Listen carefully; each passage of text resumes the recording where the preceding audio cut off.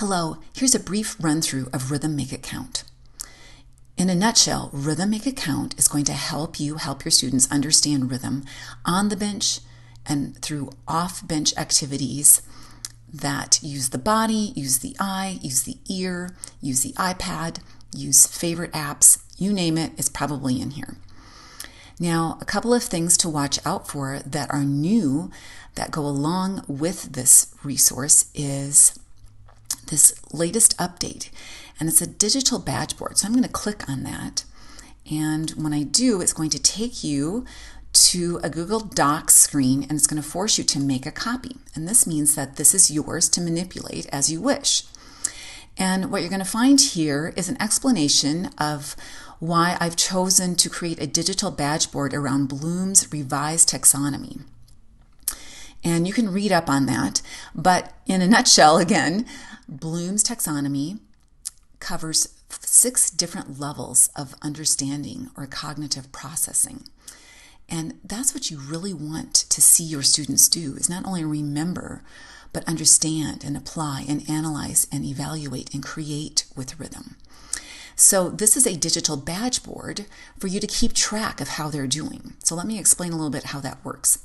There's a couple of different ways that you can add in a group name if you teach in groups, and maybe you're going to have a clever name for them, like level 1, not too clever, but it works. And you can do whatever you want to with that. And again, this is yours to modify, and you can add in student names here. But let me show you how this works. As a student shows you that they remember certain concepts, and it's up to you what they need to be able to remember in order to change this badge from a grayscale into color. But once they do, you click on the badge and you go over here and you can reset the image to color. And then you may have another student, and that student has shown that they understand a concept, and they've so you're going to mark both of those as colored. And it's a neat incentive plan for your students. They're going to see how their peers are doing, and it's also going to help you stay organized. What does the student need to do in order to show that they fully understand the concepts? So that's the digital badge board that goes along with this Rhythm Make It Count resource. And as I move forward, I'll show you that there's a couple of other updates here. Now, there's all kinds of apps for you to use to reinforce learning. And some of them are no longer available, but I chose to keep them in because some teachers, like me, may have old iPads that they never updated because they like playing their old favorite games. So if they're not available any longer, I've written that in, but I've also kept them in just in case you want to use them and still have them on an old iPad. So those are all the apps that are used or that you can use in this resource if you choose to. Of course, you don't have to use all of these. Then I list games and activities that you can use with your students. And these have been updated. I've got new blogs that I've linked in here. And I think there's plenty of ideas for you to use away from the bench and on the bench as well. Then moving forward, you're going to find the meat of this all. Oh, wait a minute. Let me show you one new thing here. And that is there are digital games that go along with this, digital escape room games. And you're going to find them here at my blog, but I want to walk you through just a little bit what they look like.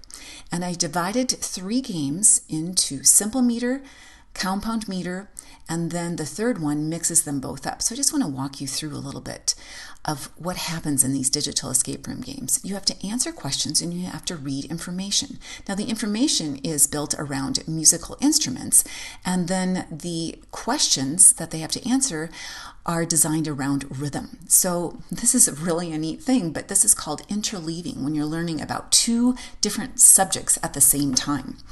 And students are going to be asked to discriminate. They're going to have to use their ears and hear the difference between melodies that are played in 3/4 time or 4/4 time.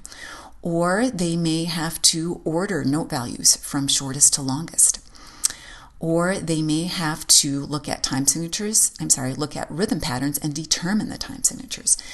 Then if I go to the next game built around compound meter, it's going to be similar activities. And they're going to learn a little bit more about musical instruments and they're going to learn they're going to have to decide what time signatures from looking at rhythm patterns. And then here, they're going to listen to a rhythm pattern and determine which beat was modified. So really careful listening, active listening is employed in this game. All right, and then the very last one, which is almost my favorite because it's really helping them solidify the idea of simple versus compound. And one of the very first questions is this simple or compound time? Now, it's 6/8 notes, but it's all in how they are beamed that is so important. And that's the basic difference between simple and compound time. So this is one of my favorite questions. So that's what's included in these digital escape room games, and it's a companion to the Rhythm Make It Count. So make sure to look for that link, and there's a coupon that you can use if you'd like to purchase this escape room game to use with your students. And there's also Get Inspired episodes, and I'll show you that in just a minute. And they also tie into the whole theme of rhythm. It shows you what to do the first day and when to use off-bench activities. And then there's all kinds of bonus activities that my friend Amy Watt and I collected from other creative teachers. And I think you'll really appreciate these on a rainy day when you're looking for new ideas. And oh man, there's some seasonal games when you want to pull out something fun for Halloween. It's right here. And you can give a hand to me, Leela Viss, and also Amy Watt, who helped me create this resource and combine all of these things for you as teachers.